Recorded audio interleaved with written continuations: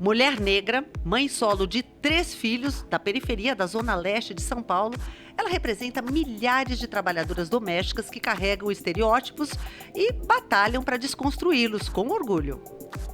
Isso mesmo, Elis. Com autenticidade, carisma e senso crítico, ela não só abraçou a profissão de doméstica, como decidiu ressignificá-la. O SampaCast de hoje recebe Verônica Oliveira, idealizadora do Faxina Boa.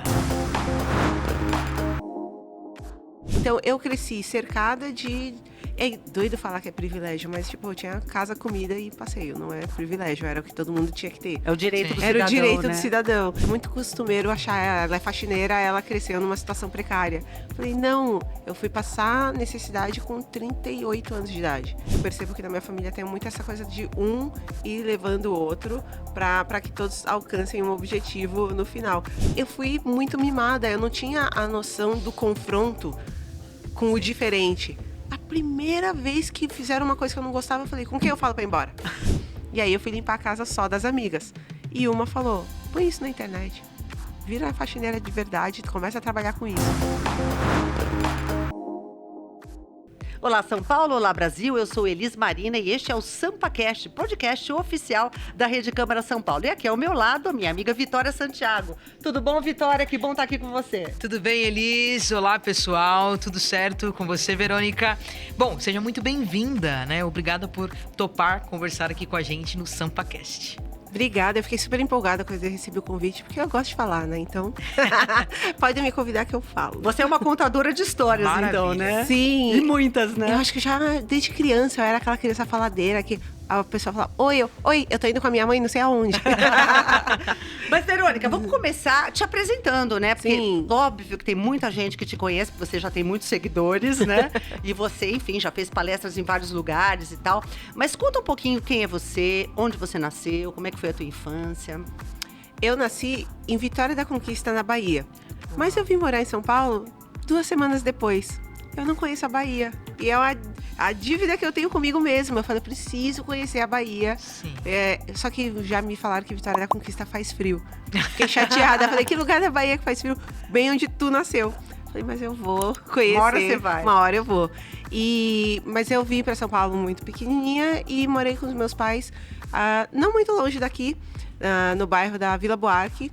E cresci numa família de classe média.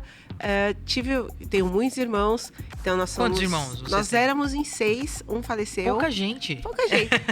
É engraçado, ontem eu conversei com a minha mãe e estávamos todos juntos, e minha mãe tem 60 anos. E nós já temos ali entre 28 e 44. E ela tá com 8 netos. Eu falei, é muita gente, as famílias de hoje em dia não tem mais essas configurações. Não, e não tem tantos filhos também, né? É difícil. Minha mãe teve 6, eu tive 3. Minha filha não quer ter filhos. Falei, gente, calma lá, vamos continuar mantendo essa família. Uma mudança gigante, né? É uma de mudança geração muito pra grande, geração. sim. E então eu cresci cercada de...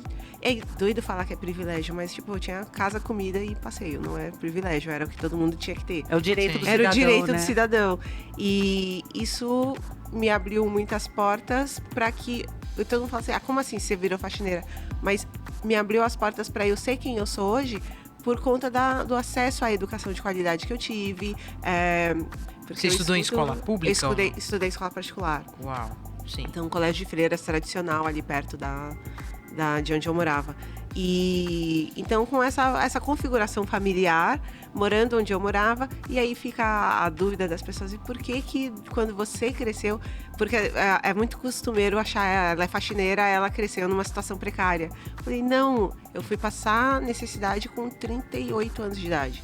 Ou seja, você já não era mais uma menina, né? Não, e já tinha os meus filhos, então... E já tinha passado por muita coisa boa na vida Já também. tinha muita coisa boa e depois muita coisa ruim. Então, hoje eu tenho a plena consciência de que a vida dá umas voltas muito loucas. A gente não tem que se habituar de que vai ser desse jeito para sempre, porque nunca é nem o ruim, nem o bom.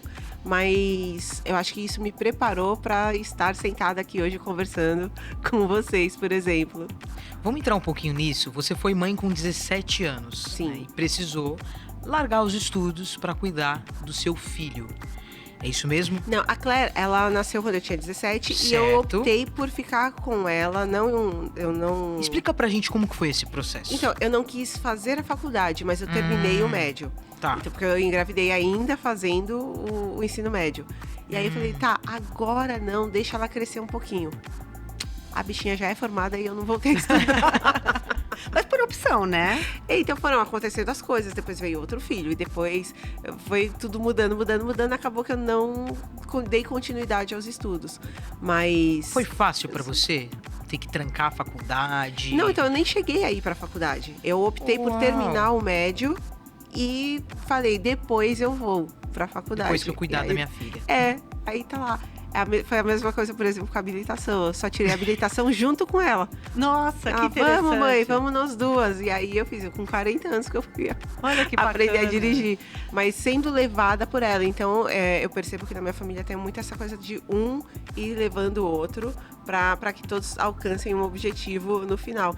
Mas às vezes vão ficar, mas será que é pra mim? Será que eu consigo? E depois a gente vai se apoiando ali para as coisas darem certo. Mas eu fiquei curiosa de uma coisa, né? Você tinha 17 e aí você, enfim, deixou os estudos para cuidar da sua filha. Foi uma opção, né? Eu vou cuidar Sim. da minha filha.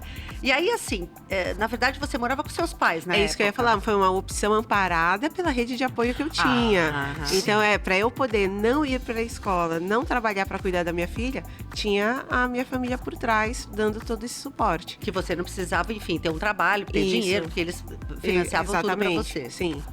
Então, e aí é que vem as histórias engraçadas. Eu morava com os meus pais e eu não fazia nada em casa. Nada, Então, eu nada não de sabia nada. limpar uma casa, eu não sabia fazer um Meu arroz. Deus, não é possível. Sério? Então, só quando eu saí da casa dos meus pais, com 28 anos, é que eu comecei a É que você limpar foi a uma luta, casa literalmente. e fazer comida. Gente, que loucura isso. Então, é muito doido pensar que eu brincava, né? Meus filhos falam a mesma coisa, a gente é programado de fábrica. Eu falava assim, quando eu crescer, vai ser tudo descartável na minha casa, que eu não vou ter que lavar Vou louça. ter que lavar a louça. É engraçadíssimo, porque eu falei, ai, que ideia horrorosa. Aí minha filha cresceu e falou, aí o menino cresceu e falou, agora eu tenho a pequenininha, ela vai falar e eu vou falar, deixa, eu já ouvi mas isso. lavar louça é chato mesmo, né? É chato pra Mas caramba. tem um monte de gente comprando aquelas máquinas pra você máquinas. lavar a Sim. louça em casa e tal, pra ficar mais fácil, né? Bom, então assim, pra gente retomar o que foi a sua trajetória, então a gente já entendeu que você teve uma vida super boa, até a sua filha, né, que foi a primeira Isso, que a primeira. nasceu. Você tinha 17, cuidou dela, seus pais cuidavam de tudo. Qual foi a virada disso daí? Quer dizer, a Verônica que A tava outra- bem de vida, pra Verônica que foi aprender a cozinhar, que foi aprender a fazer tudo que não sabia. Então, chegou um momento em que eu engravidei de novo. 10 anos depois. E aí, a minha família falou, pera, tu tá sem trabalhar até hoje, cuidando só de criança. E eu brinco, eu falei, eu fazia tantos nadas que eu aprendi a falar japonês de tanto assistir Naruto. Não. Meu Deus. Até japonês você aprendeu a falar? E eu falei, gente, realmente, hoje eu entendo os meus pais. Eles, na intenção de proteger, fizeram errado ali de deixar, tadinha, lá fora tá difícil. Aí depois, eles pensaram, deixa ela se virar. Acho que é E importante aí? ela amadurecer. Pois é, e aí eu tava com medo, porque eu já tava velha e não sabia me virar. Então eu não sabia cuidar de uma casa, eu não sabia lavar uma roupa, eu não sabia quanto custava tudo aquelas coisas do mercado. Então eu falei, pra mim era só jogar um monte de sabão em pó na máquina e tava tudo certo. É caro aquilo, não pode sair jogando. Mas diz uma coisa pra mim, deu desespero, assim, quando você falou, Total. não, vou sair daqui dessa condição super boa pra uma condição que eu nem sei o que é. Eu não sabia o que era exatamente. Então, aí eu fui arrumar um emprego, alugar uma casa. E foi tudo muito Qual foi difícil. o seu primeiro emprego? Operadora de telemarketing. Operadora de telemarketing. E o primeiro não durou nada, porque eu fui muito mimada. Eu não tinha a noção do confronto com o diferente. A primeira vez que fizeram uma coisa que eu não gostava, eu falei, com quem eu falo pra ir embora? Aí depois eu entendi que eu tinha as contas da casa pra pagar. Eu falei, meu Deus, volta. Não dá pra fazer quero. isso. Uau. Então foi bem complicado, assim, entender a vida lá fora depois que os pais falam, vai agora viver. Agora, você tava no telemarketing e de repente E eu virou fiquei pra um bom faxina tempo. boa, foi isso? Eu fiquei bastante tempo no telemarketing. Ah. E foi uma coisa, por mais que as pessoas tenham o primeiro ímpeto de dizer, ai, tadinha, olha lá, operadora de telemarketing. Eu aprendi muito de várias... agora o povo fala essas soft skills. As manhas. Eu peguei as manhas de falar com o cliente, de lidar com os colegas de trabalho, de circular por diferentes ambientes, de entender a cultura da empresa e de passar por tudo isso sem ficar doida. E fora que você acaba despertando um senso de família gigantesco no telemarketing. Quando você fala, poxa, eu tô aqui pra suprir determinada necessidade. Só que aí você conhece aquela mãe de família que tá tendo que se matar pra pagar um aluguel. Aquela ali que tem 3, 4 filhos que se não vender X quantidade de cartão pode perder o emprego. Então é um choque de realidade que de certa forma faz com que a gente valorize, né? Mais a vida, mais aquilo que a gente tá construindo. Não sei se pra você... Eu trabalhei em telemarketing também. Então pra mim foi esse choque de realidade. Eu falava, cara, eu tô me estressando com isso daqui, mas tem gente aqui que tá numa situação pior do que eu e tá conseguindo, então eu aguento também. Então essa afinidade que a gente acaba criando, né? Esse círculo ali íntimo de família, também é muito gostoso. Eu não sei se pra você foi isso. Ajuda a gente a aprender pra caramba. Ajuda. E assim, eu acho que muitas das habilidades que eu trouxe pra outros trabalhos que eu fui fazendo, elas vieram ali do telemarketing. Então, eu nunca menosprezei a capacidade que eu tive de aprender coisas ali. Mas é um trabalho muito difícil. É a escala 6x1. É o trabalho...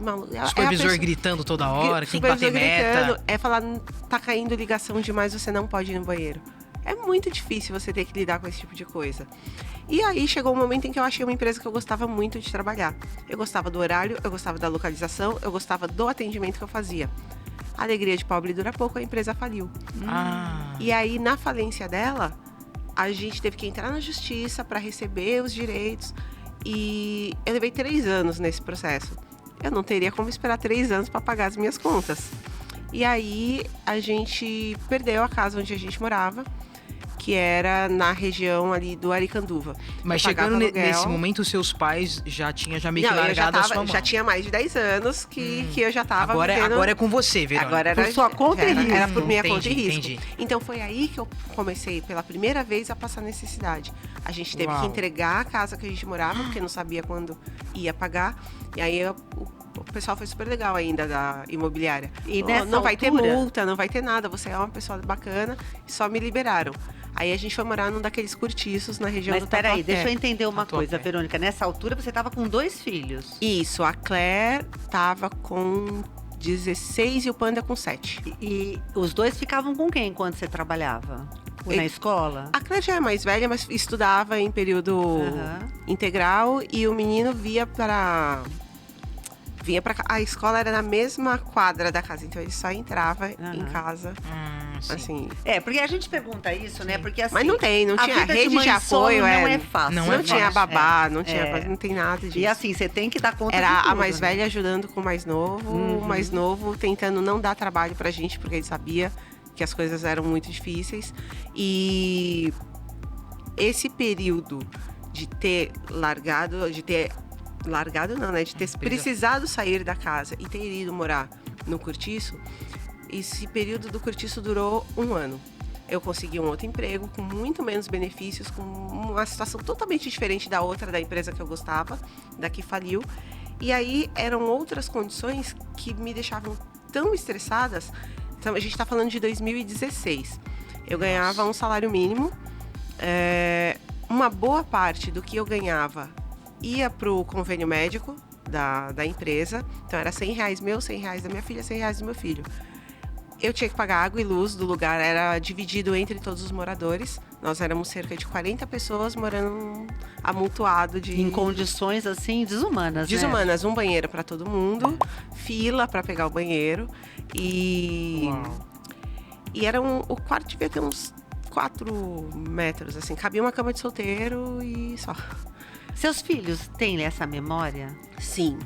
E aí tem, e de jeitos muito, muito diferentes, mas eles têm. E quando já estava com 8 anos quando a gente saiu de lá.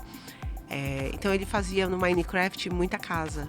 E casas com janelas, casas grandes, casas arejadas. Porque ele falava, aqui, essa casa que eu quero morar.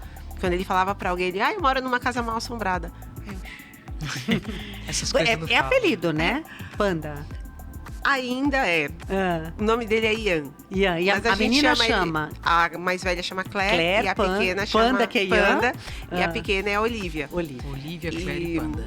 E com 18 anos ele pode incorporar o Panda se quiser, no nome, né? se quiser. E todo mundo conhece ele por Panda. Ele tá com 17, eu tô tão ansiosa, porque eu acho que ele vai colocar, mas eu não imponho. Mas eu sou louca pra ver o RG dele. Ian Panda Oliveira. Vai ficar muito bonitinho. Legal. E toda essa situação, ganhando um salário mínimo, pagando 500 no quartinho, 2016... Mas 2016 esse valor já era extremamente muito alto, né? Muito alto. Nossa. Então, e aí era mais ou menos 100, 150 de água e luz. Se eu ganhava 800, ia tudo. Então, a gente tinha sempre que fazer escolhas. Ou comia um miojo ou comprava um detergente. Ou comia ou fazia... E aí era muito difícil. Então, em setembro de 2016, eu tentei suicídio, porque a gente estava uma semana sem comer. E eu achava que a minha mentalidade naquela época era: independente do esforço que eu faça, eu não vou atingir nada. Não adianta quantos atendimentos eu fizer, não adianta quantos dias eu chegar no horário, o meu salário vai ser o mesmo. Eu não tinha nenhuma competência para procurar um emprego melhor, porque não tinha um diploma. E aí eu falava, eu vou ficar nesse enrola para sempre. Falei, se eu morrer, meus filhos alguém vai fazer alguma coisa melhor. Aí é como se você tivesse desistido mesmo. Sim. Né? Porque você não via uma perspectiva, né? Eu lembro que uma pessoa falou assim, eu queria viver até os 100 anos. Falei, pelo amor de Deus, eu não queria chegar nos Especialmente 50. naquela condição que você estava. Exatamente. Mas hoje você quer, né? Agora já... 100 não, minha coluna dói tanto com 44. Tenho um pouco de preocupação de chegar muito longe. Eu fico curiosa de uma coisa. Todo mundo tem um sonho quando é criança, né? Você pergunta hoje pra qualquer criança, um menino, eu quero ser bombeiro, eu quero ser médico. Você, que memória você tem? O que você queria ser? Apresentadora da MTV. Uau. VJ. Falar de música. O meu livro tem um capítulo que chama Eu Queria Ser VJ da MTV. E aí eu mostrei o livro pra Astrid Fontenelle, que é a primeira VJ da MTV, e ela escreveu a 4ª capa do livro. Vamos entrar nisso já, dessa questão do livro, que é já contando um pouco da tua história no mundo da faxina. Como que você chegou, né, nesse estágio de agora eu vou fazer faxina para ser uma idealizadora de um projeto, e hoje o negócio tomou uma proporção gigantesca? Conta pra gente como é que chegou nisso. Tem a ver com a tentativa de suicídio. Porque, e aí eu brinco que todo o meu problema vinha do fato de R$300 saírem do meu salário para ir pro convênio médico. Graças a Deus eu tinha convênio médico, porque eu fui internada numa clínica, num bairro nobre, tinha 5 refeições, eu conseguia dormir. Foi a primeira vez, desde que eu tive a minha filha, que eu me senti cuidada. Uau! Eu não tinha a noção do quanto eu precisava daquele momento. De dormir, de comer, de descansar, de tomar remédio, de ter alguém falando, olha, tá na hora do seu remédio. E eu tomar e ficar bem. Então, e aí nas conversas com o psiquiatra, uma foi muito importante, que ele falou assim, você não é uma mulher doente. Você é pobre, você tá cansada. Foi uma virada de chave pra você? Na hora não, na hora eu só fiquei com raiva, falei, médico é tudo rico, esse cara não sabe do que tá falando. Mas depois eu pensando bem, eu falei, eu entendo o que ele quer dizer. Ele falou, tem casos clínicos muito graves. Você tendo condições mínimas de viver, você não vai voltar para um lugar desses. E eu falei, errado ele não tá. E aí voltou todos aqueles fantasmas. Eu não tenho estudo, eu não sei o que fazer. Para onde eu vou? Quando eu sair daqui eu vou voltar para a mesma casa, para o mesmo trabalho, e as coisas vão continuar iguais. E aí eu pedi o afastamento pelo INSS e fiquei um período em casa. E aí a minha amiga me chamou para dormir na casa dela. E esse foi o dia da virada. Sim. Porque a gente comeu, e depois de comer eu lavei a louça, o fogão, o chão, as paredes. E ela, amiga, senta, e eu, não, deixa eu terminar. E aí passei um pano, varri a casa e tal. E enquanto isso a gente bateu papo, comeu de novo e não sei o quê. E aí acabou, ela falou, você se sente ofendida se eu te pagar? Pra fazer esse tipo de trabalho, né? E aí eu pensei assim, por que ofendida? 2, não tenho dinheiro, me dê seu dinheiro. 3, aí eu comecei a rir, que eu sempre falo. Ela falou, eu pago 150 pra moça que vem aqui de vez em quando. Eu pensando, se vem alguém e tá desse jeito, eu consigo fazer melhor. E aí bateu o estalo na minha cabeça. Eu falei, se todo dia eu trabalhar assim e ganhar isso, eu não preciso mais atender telefone. E aí a gente começou a divulgar pras amigas, num grupinho interno. E aí eu fui limpar a casa só das amigas. E uma falou, põe isso na internet. Vira faxineira de verdade, começa a trabalhar com isso. No dia que eu postei, eu tinha 3 mil amigos no Facebook. Era a época do Facebook ainda. Eu postei e tinha 10 mil likes quando eu acordei. Nossa. Mais de, Da acho que noite mais de pro 6 dia. mil compartilhamentos? Que você Tinha comenta. Muitos muita coisa. compartilhamentos. E aí eu falei, não entendi. Mas eu fiz um texto muito honesto sobre este trabalho. É super digno, ele vai permitir que eu cuide da minha família, eu me sinto bem fazendo. E era engraçado porque tinha uma foto minha com a cara, na cara do cartaz do filme Kill Bill. Então foi engraçado e foi honesto. E as pessoas se sentiram abraçadas para abrir a porta da casa delas para eu entrar. E eu comecei a fazer muita faxina. E eu acho que um diferencial seu nessa questão da faxina boa, de você se divulgar nas redes sociais, foi a tua criatividade, né? Sim. Você, com a sua criatividade, conseguiu chamar a atenção e começar a ser requisitada para ir para os Sim. lugares, para fazer faxina. Inclusive, sei de uma história que você foi chamada para fazer faxina no Rio de Janeiro. Você foi para lá só para isso. Na verdade, Ah. o que tinha acontecido é que tinham me convidado para aparecer num programa de TV. E a gravação seria no Rio.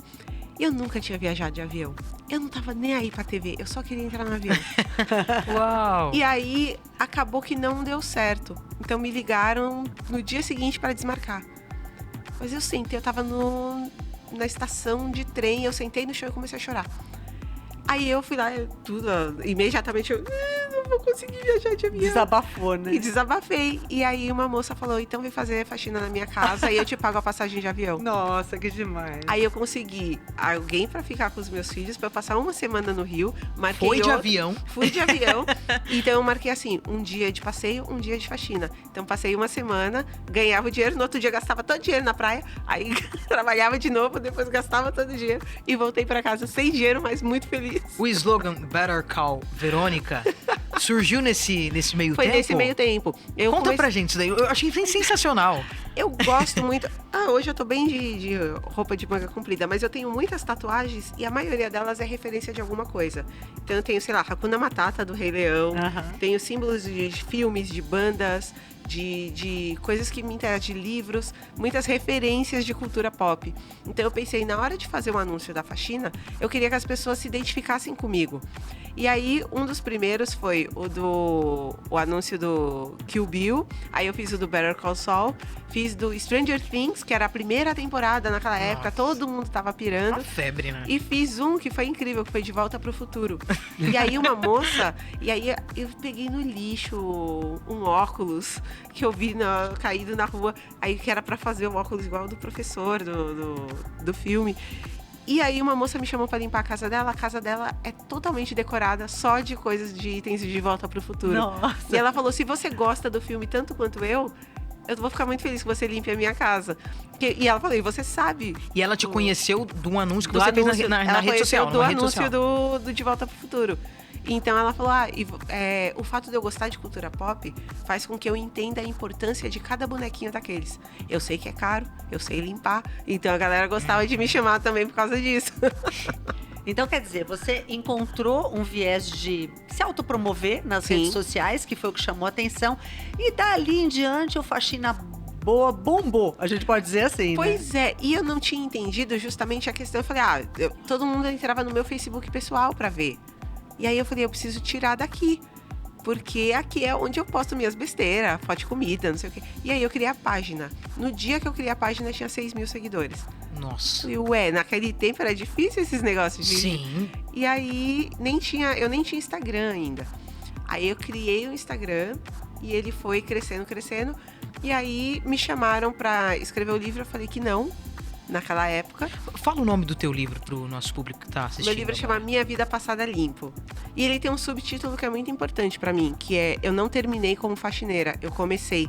Porque as pessoas falavam muito, tadinha, saiu do telemarketing pra fazer faxina. Só piorou. Só que desde que eu comecei a limpar casas, eu consegui realizar um por um todos os sonhos que eu tinha. começou justamente viajando de avião, porque eu consegui para fazer faxina. Depois de ter uma escala de trabalho digna, porque eu consegui fazer os meus horários. Depois eu consegui levar meus filhos a lugares onde a gente não tinha antes condições. E culminou com várias outras coisas. Agora, a gente está falando do Faxina Boa de uma forma, né, bastante assim, né? Parece coisa de cinema, né? Porque Faxina Boa na internet, porque vários seguidores, vários convites.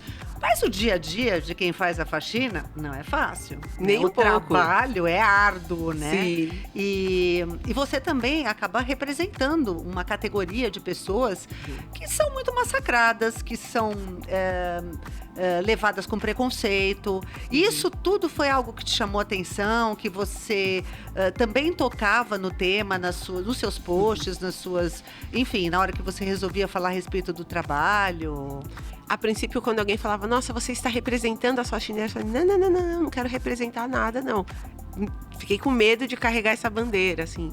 Mas, ao mesmo tempo, quando eu falo das pessoas me tratarem diferente, quando descobrem qual é o meu trabalho, dos meus amigos que cresceram comigo num bairro de classe média, que estudaram num colégio tradicional, e eles escutam, a minha amiga virou faxineira, o tratamento comigo mudou. Então, eu fui começando a escrever essas análises sociais do quanto as pessoas se tornam invisíveis quando ela faz um trabalho desses. Então, muita gente não me dava... E eu tenho até hoje um baita de um trauma com os cumprimentos. Eu não gosto de cumprimentar pessoas, porque as pessoas não me cumprimentavam de volta. Então, de todos os anos da faxina, eu acho que, além do... O telemarketing me deu a herança de comer em 20 minutos. E aí você aprender a ser resistente, né? E aí você aprende, exatamente. E a faxina me deu esse negócio do cumprimento. Eu abaixo a cabeça quando a pessoa passa do meu lado, pra eu não ter que dar oi. E é incrível isso que você está falando, né? Porque o trabalho de faxineiro, o de lixeiro, todos eles são levados assim. Todo trabalho é importante para a sociedade. E a importância de todos esses trabalhos precarizados, ela desaparece na hora. E aí eu falo para as pessoas, veio a pandemia na sequência, e eu falei, e se a gente não existisse? Eu precisei buscar um remédio num bairro nobre durante a pandemia. E aí eu não vi na rua ninguém a não ser faxineiros, passeadores de cachorro. Tá? Aí eu falei, olha, quem foi jogado para circular nas ruas, fomos nós. Vê se alguém... Aí uma amiga falou, mas vai ser tão bom, vocês vão ser tão valorizados daqui pra frente. Além desse seu relato que você falou, eu tinha dificuldade de falar oi pras pessoas, as minhas amigas ficaram bem diferentes comigo. Desse público, você chegou a ouvir relatos de pessoas que trabalham também com essa profissão, de que você falava, puxa, eu preciso falar ainda mais sobre isso, de amigos, pessoas que te contaram histórias que você falou, não, isso aqui não pode continuar acontecendo.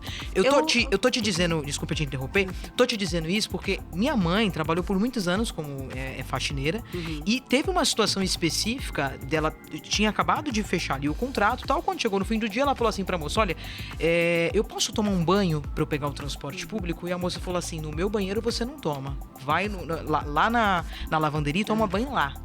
Ela disse que nesse dia, pra ela, acabou. Ela falou assim, eu vou embora. Ela falou assim, eu vou embora, eu não piso mais na sua casa.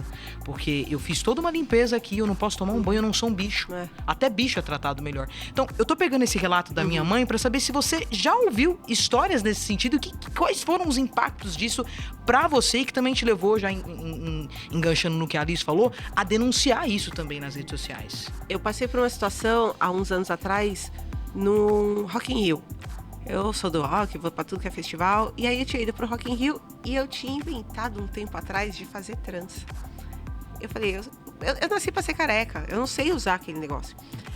E aí doía quando fazia trança, eu não sabia aliviar o peso. Eu queria aprender a subir a trança e amarrar. E eu não consegui fazer sozinha. E no Rock in Rio passou uma moça belíssima, com o cabelo bem preso pra cima.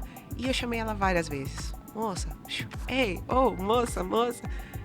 E aí ela passou, depois eu fui ao banheiro, voltei, e aí ela tava parada de novo no mesmo lugar. E eu vi que ela trabalhava limpando o banheiro. Aí eu falei, nossa, te chamei várias vezes e você não me olhou. Aí ela falou, eu pensei que você tava falando com alguém. A pessoa mesma já se sente assim. Olha, esse papo tá maravilhoso, porque tem uma história. Sim, dá vontade de a gente ficar aqui até amanhã, né? Não vai acabar por aqui. Sim. Vamos ficar até amanhã, né? Tá resolvido. Não, a gente não vai acabar por aqui. Vamos chamar um rápido intervalo agora. Mas pode ser diferente, Vitória? Você queria ser apresentadora, não era? Ah, meu Deus! Olha pra lá e chama você no intervalo, vamos lá? Vamos lá, tá no... A gente tem muito para falar ainda sobre carreiras, planos, mas precisamos fazer um rápido intervalo. Mas o SampaCast volta já já.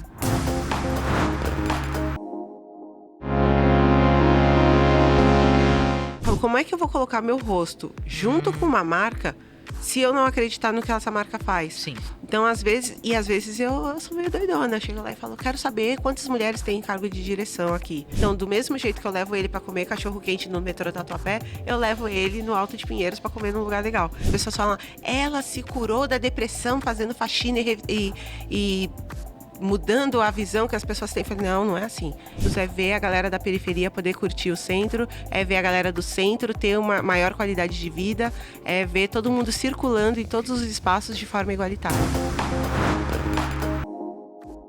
Estamos de volta com o SampaCast e continuamos o nosso papo com a Verônica Oliveira, que é a idealizadora do Faxina Boa.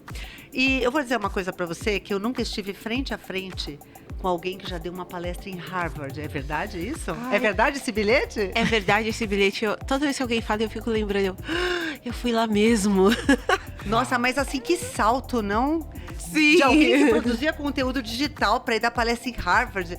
E assim, que nem você já falou pra gente no bloco anterior, sem ter formação e nada. Sim. Conta um pouco disso pra gente. Quando chegou o e-mail, eu fiquei na dúvida se era pra mim mesmo. Eu falei, mandaram errado. E li várias vezes, falei, ok. Eu não tinha nem visto naquela época, mas ironicamente eu tinha imaginado que eu poderia ir num show, que eu queria ver uma banda que nunca tinha vindo pro Brasil. Eu falei, eles vão fazer uma turnê ano que vem, eu vou aplicar o visto pra ir no show. E aí já tava em andamento. Quando eles chamaram, era uma coisa pra daqui 2 meses. Falei, não vai dar, porque a minha entrevista tá pro ano que vem. E a gente conseguiu antecipar a entrevista. Aí eu falei, e aí eu consegui, foi aprovada. Falei, ok, vai dar certo. Aí começou, mas quem sou eu pra falar sobre trabalho doméstico? Aí todo mundo, Por favor, né? como assim? Uai. Eu falei, mas eu não sou acadêmica, eu não sou... E é impressionante, eu não tenho a dimensão de como as pessoas enxergam o meu trabalho ou a minha fala. E aí eu comecei a falar, e todo mundo presta atenção. Eu reparo muito em palestras que a galera gosta muito de ficar no celular enquanto o palestrante tá falando. E às vezes, dependendo do que eu tô falando, a pessoa guarda e começa a olhar. E eu percebi isso lá e eu fiquei muito feliz, assim, de ver que as pessoas estavam dispostas a ouvir, de que as pessoas levaram em consideração o que eu tinha para falar.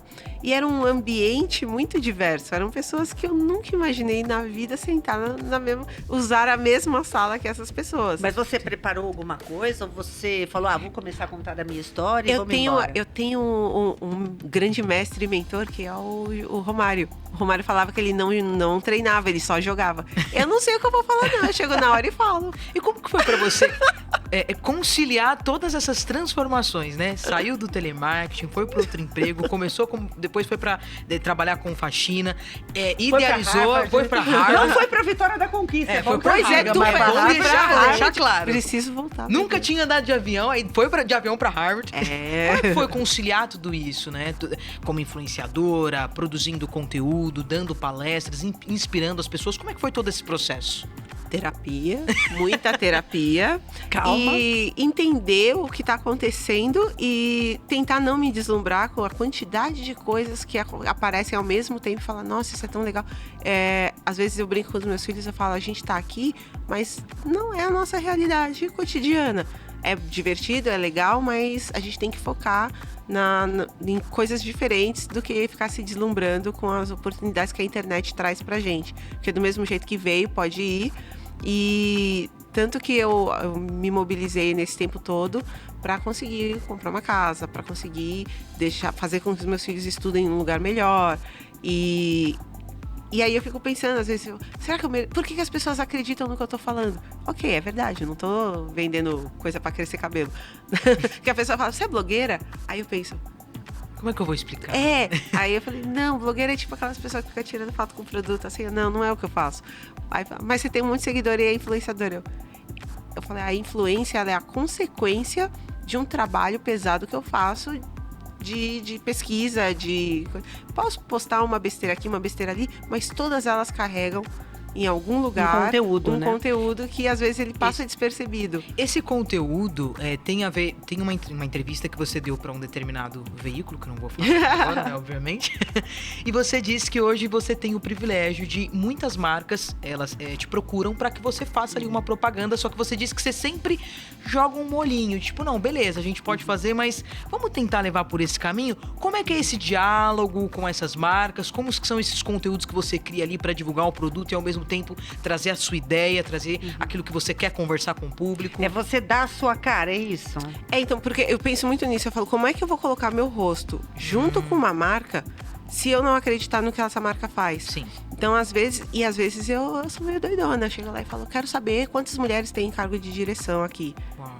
E aí, porque eu falo, porque dependendo do discurso que a marca quer passar dentro do meu conteúdo, eu preciso ver que ela faz aquilo na prática. Então, eu vou e eu sou cara de pau, eu falo, eu quero saber como é que é. Às vezes eu falo, eu posso imprimir a minha marca, o meu jeito de falar? Porque eu morro de... Quando eu faço palestra, tem muita gente que vê o meu conteúdo e fala assim, nossa, você sabe falar direitinho. Porque eu escrevo, é isso aí, nós vai vencer.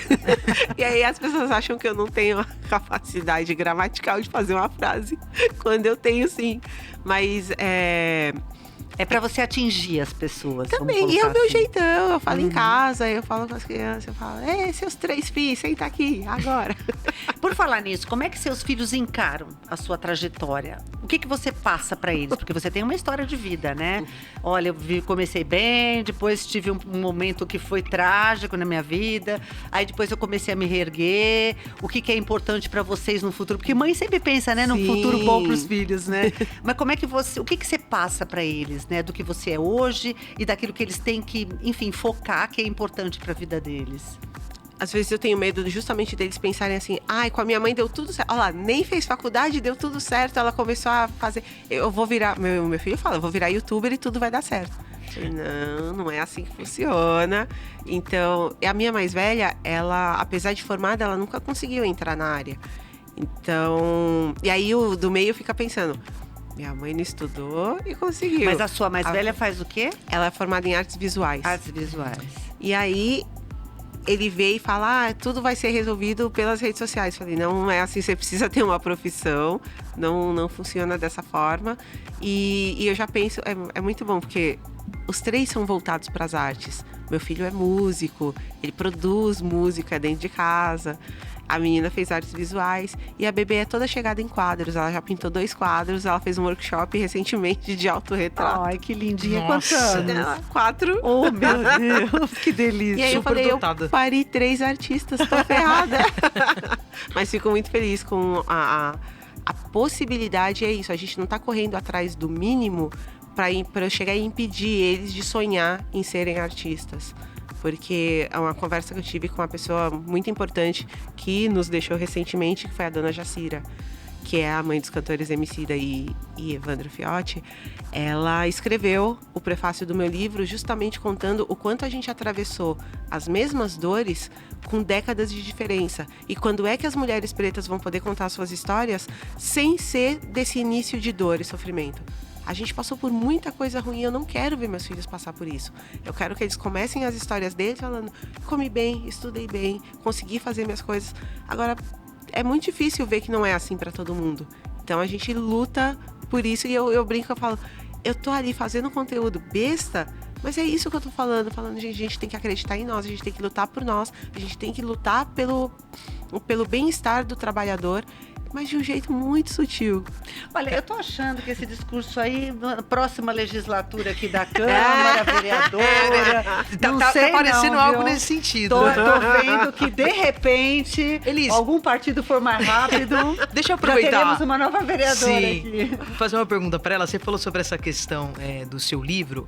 Conta pra gente como que você decidiu falar, eu vou escrever um livro. E se você puder dar um spoiler, tem gente que ainda não leu, obviamente. Quais são as histórias que tem lá nesse livro que você fala, cara, escrever isso aqui foi difícil, mas eu sei que isso daqui vai gerar um impacto na vida das pessoas. Conta pra gente por que você começou a escrever e quais são essas histórias de impacto. Teve um momento que eu falei, eu fui convidada para escrever o livro e disse não. Então, no começo do Faxina Boa apareceu a oportunidade e aí eu pensei, mas o que eu tenho exatamente para contar?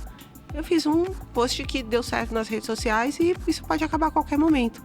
Anos depois, teve um evento, o evento canônico, que eu brinco, eu fui pra Itália assistir um show de rock.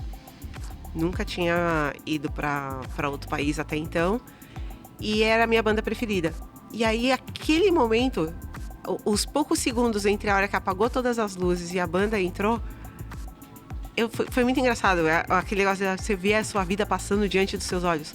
Naquela hora eu lembrei do dia que eu tentei suicídio, da geladeira vazia, da infância feliz pra caramba, com um monte de acessos e coisas, e dos meus filhos, e de não sei o quê. E eu chorava tanto que os gringos vieram me abraçar, e gringo nem é de abraçar. E eles vieram me abraçar e falar que eu era muito fofinha, porque eu tava muito emocionada. E era o show e era a história. E aí depois eu pensei assim, eu falei, eu atingi um grande objetivo, agora faz sentido contar essa história. E aí o livro conta, dentro da minha trajetória, todas essas questões, porque eu saí do centro para morar na periferia e as pessoas me viram diferente, porque eu trabalhei em empregos desconsiderados e as pessoas me trataram diferente. Então eu acho que muitas pessoas, quando leem o livro, e ele é simples, eu que escrevi, é a minha linguagem, é o meu jeitinho, ele é um livro leve, ele é fácil de ler, e você sente quando termina ele e fala assim, vai dar certo. Você acaba e fala, agora Ou seja, vai. É motivacional, a gente pode dizer assim. Aliás, ouvir você falar é muito motivacional. Eu fico perturbada que motivacional pode levar a coisas esquisitas, mas nesse caso ele é motivacional. Não vamos ter preconceito com motivacional. Ô, Elis, antes de você fazer sua próxima pergunta, como você já foi lá pra Itália também, você chegou a assistir show de rock lá também ou não? Não, Desculpa, eu fiquei eu super não sou curiosa. que nem a Eu Verônica. vou perguntar Não. pra Elis se ela chegou a assistir Não vi show de rock. Vamos marcar. Todo ano tem um festival. continuar, Elis. Vamos lá. Você é uma pessoa que já transitou e transita pelas várias camadas sociais, né? O que isso te traz? E como é que você lida com, enfim, com pessoas tão diferentes? Porque a gente realmente não pode deixar de falar que São Paulo é uma cidade de muitos opostos, né? Ontem eu tive uma situação dessa. Meu filho não se lembrava, mas nós moramos na região de Itaquera por um tempo. E eu sempre fui mesária. E como eu era mesária do lado de casa, é no Mackenzie. Então nós saímos cedinho de Itaquera, ele foi ficar com uma amiga minha. E eu deixei ele em Higienópolis e fui pro Mackenzie. Depois ele foi me buscar pra gente voltar pra casa. E ele falou assim, isso aqui é uma escola? Eu falei, sim. Ele falou, eu estudo numa escola que não tem a porta, o banheiro não tem porta direito. Por que isso aqui é uma escola também? Não tem a ver. Tipo, tem uma cafeteria, um não sei o quê, árvores e coisas. E aí ele falou, por quê? Aí eu falei, porque são escolas diferentes em bairros diferentes. Aí, 8 anos, é uma praga, é uma idade que ele falou, e o que a gente fez de errado? Que essa não é a minha escola. Isso é pesado, né? Nossa, eu chorei tanto. E aí, ontem, eu fui visitar os meus pais, e meus pais ainda moram na periferia da Zona Leste. E hoje, nós moramos na região Oeste. E aí, passados 8 anos, ele virou e falou assim, aqui é muito esquisito. Aí eu, esquisito em qual sentido? Ele, não parece com onde a gente mora. Aí eu falei, e onde os seus amigos moram, se parece com onde a gente mora? Ele tem amigos que moram na Vila Madalena, no Morumbi. E ele falou, pô, não parece com onde a gente mora. Eu falei, exatamente, são lugares muito diferentes. Então, do mesmo jeito que eu levo ele pra comer cachorro-quente no metrô Tatuapé, eu levo ele no Alto de Pinheiros pra comer num lugar legal. E falei, esses 2 lugares existem, você não será nunca impedido de participar de nada em nenhum dos 2 lugares. Não se sinta mal aqui, não se sinta mal ali. Porque quando a gente morou no Cortiço, eu reparava que tinha muitos idosos. E eles tomavam sol na porta. Colocavam os pezinhos pra fora. E eu falei, tem um parque, chama Parque do Piqueri, aqui do lado. Tem um shopping do outro lado da estação do metrô. E eles falaram, não é... A gente não pode ir pra lá, as pessoas não vão querer a gente lá. E eu falei, essa cidade é sua. Uma senhorinha de 70 anos de idade sentada com as perninhas no sol, dentro de um barraquinho. Eu falei, não, vai circular. Não importa quem você é. Não importa, exatamente. Você tem que se falei, apropriar da cidade, Sim, né? então eu penso nisso, você não pode se sentir mal. Eu brinco, às vezes a gente vai nos lugares que eu falo, tá, ok. Não tem como não se sentir esquisito aqui. Mas eu te perguntei isso pelo seguinte, porque você é uma pessoa que lida bem com qualquer camada social. Qual o segredo? Ai, cara de pau, eu sou doida. O segredo é ser doido. Eu não ligo. Aconteceu, a situação em Harvard aconteceu, de eu encontrar um ministro E pode falar quem é? Ué, pode? Ministro. Pode falar. Tá, foi o ministro Barroso. Pode falar. E eu sou lesada, aí eu cheguei, eu não sei cumprimentar a autoridade. Aí eu falei, toca aí, ministro. Toca aí. A pergunta que não quer calar, ele tocou? Qualquer pessoa, toca aí, pronto. Pronto. Ele tocou, aí eu falei, vamos fazer uma selfie. E aí na foto, ele tá assim. Sério. Ele tá tentando tá rir, tá rindo? segurando o rosto dele, tá todo vermelho, porque ele não esperava. Ele não esperava. Tá né? super acostumado com os protocolos. Exatamente, foi e uma tal. grande quebra de expectativa. E na hora que eu falei, toca aí, eu pensei bem, eu queria tirar a mão, depois eu não sabia o que fazer. Hoje você se enxerga dessa maneira diferente, porque você comentou com a gente que lá no começo você estava lutando por uma depressão braba, você não se reconhecia, e hoje a gente vê essa Verônica super despojada, expansiva, É. que fala com todo mundo. Como que é pra você essa análise de quem você um dia foi e hoje quem você se tornou? Remédio? Tem o remédio que ajuda com que eu fique assim. É uma luta muito constante. As pessoas falam, ela se curou da depressão fazendo faxina e mudando a visão que as pessoas têm. Eu falei, não é assim. Em nenhum momento eu me sinto curada do que eu tenho. Mas, ao mesmo tempo, essa é uma questão muito abordada também no meu conteúdo, de como você pode conseguir, dentro do Sistema Único de Saúde, ter o acesso a bons médicos, a medicação. Tem tudo disponível. Nem sempre... As pessoas, elas erram o caminho para chegar lá. E aí, às vezes, eu vou ensinando e falar, você tem acesso. E Teve uma mudança de mentalidade também no meio desse caminho, além da questão de medicação e tal? eu acho que sim, essa mudança de mentalidade é pensar, isso aqui não define quem eu sou. Uau. Eu não posso achar que o meu filho está no espectro autista, então eu não posso definir o meu filho autista. Ele é o meu filho. Eu não sou transtorno bipolar, transtorno de ansiedade, depressão. Não, eu sou a Verônica. Então isso é muito importante ficar claro em todos os momentos. Porque eu tô... Você tem também eu uma sou- questão com foco, né? Que você já Isso, eu sou declarou em diagnosticada com algumas TDAH. vezes, né? E aí, não é na hiperatividade, mas é no foco. E aí, pra fazer esse monte de coisa que eu faço, é bem difícil. Ansiosa Sim. também, um pouquinho? Muito. Quem não é hoje em dia? Hoje em dia, Todo mundo é meio ansioso, Sim. né? sim. Tem mais alguma pergunta, Elis? Tem muitas coisas que a gente vai falar com ela, não seja por isso. Já acabou seu repertório? O meu não. O seu já tá bom? Claro que não, óbvio que não. Mas, Verônica, eu queria que você contasse um pouquinho como que você se enxerga hoje, né? Assim, dos seus papéis todos. Porque você é mãe, você é uma pessoa que produz conteúdo, você também... enfim, tem marcas que você representa. Você é um pouco de tudo isso? Ou quem você é mais, assim?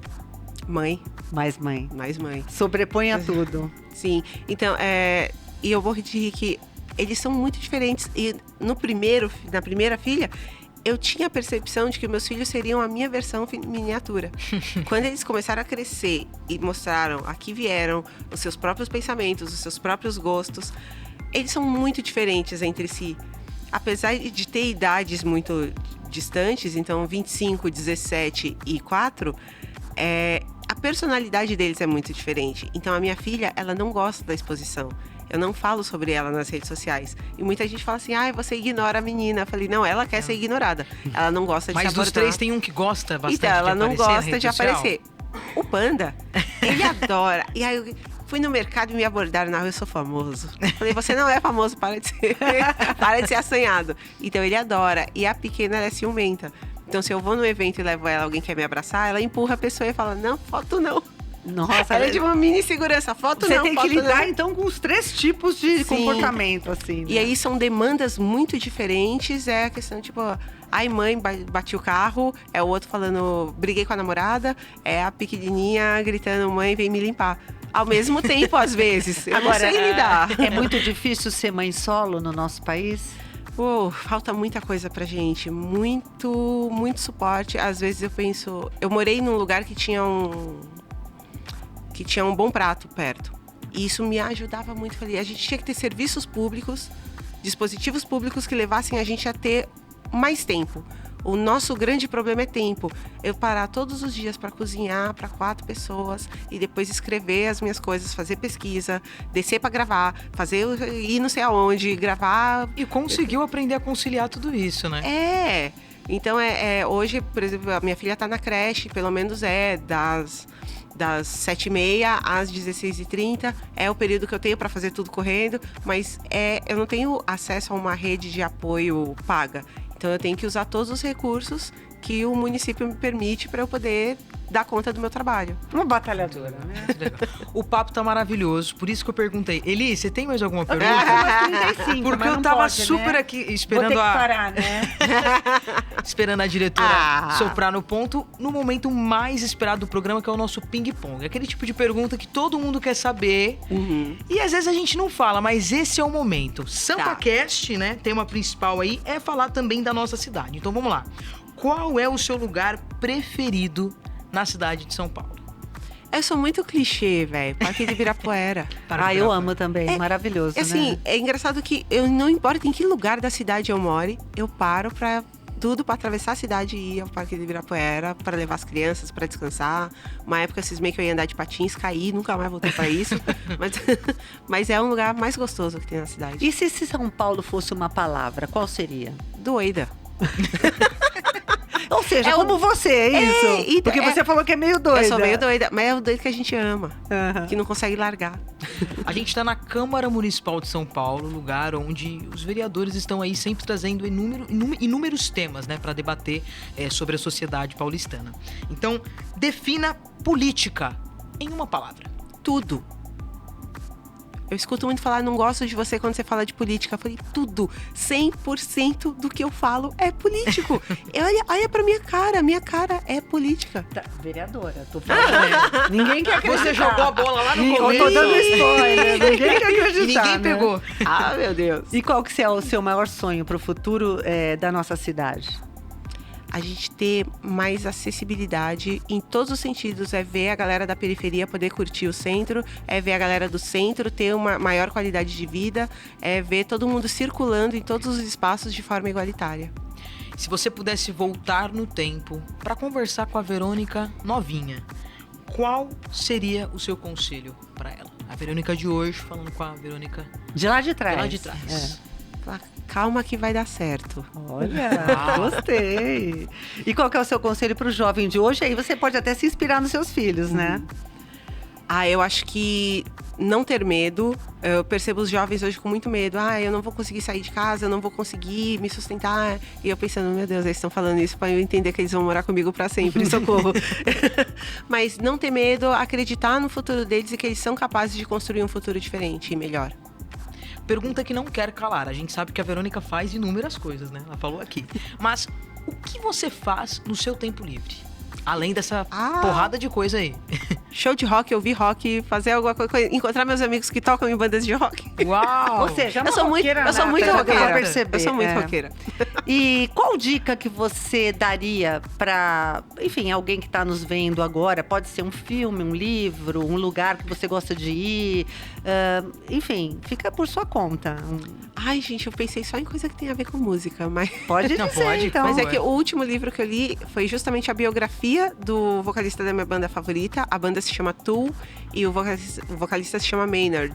E conta a história de uma pessoa completamente aleatória, nunca tinha passado pela cabeça dele ser um rockstar.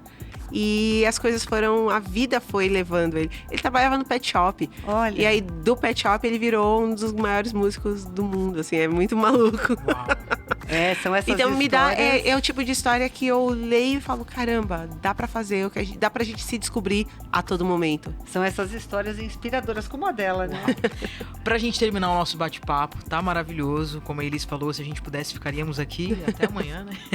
Mas conta pra gente qual a mensagem você quer deixar, né? Quem é a Verônica Oliveira? Que mensagem você deixaria pra galera que tá assistindo agora esse podcast? Eu acho que eu sou uma pessoa que carrega dentro de si uma mensagem. Nem sempre ela sabe expressar essa mensagem, mas a todo momento ela junta todas as forças que tem para fazer essa mensagem ser compreendida e que as pessoas... E eu quero juntar todo mundo em torno dessa mensagem. Eu não quero que seja sobre a Verônica. Eu quero que seja sobre toda uma classe trabalhadora, que seja sobre todas as mães solo, que seja sobre todas as mulheres que precisam estar unidas para a gente dar conta de tudo que acontece. Então, não sou a Verônica, eu sou um grupo de pessoas. Que bonito isso, né? Ah, Verônica, a gente amou estar com você aqui hoje. Que delícia, viu? Bater esse papo com você, conhecer a tua história. Eu adorei. Foi muito legal. Muito obrigada pelo teu carinho e por ter, né, deixado aí um pouquinho do teu tempo, porque o tempo dela, minha filha. Faz muita coisa, faz bastante coisa. Valeu, Obrigada, viu? Até uma próxima. Até. Infelizmente, chegamos ao fim do nosso programa, mas muito obrigada por ter participado deste episódio aqui com a gente. Obrigado, Elis. Foi um prazer estar aqui com você. Muito obrigada, Verônica, pela sua participação. Com toda certeza, a sua história traz muita inspiração para todos aqueles que vão assistir o podcast.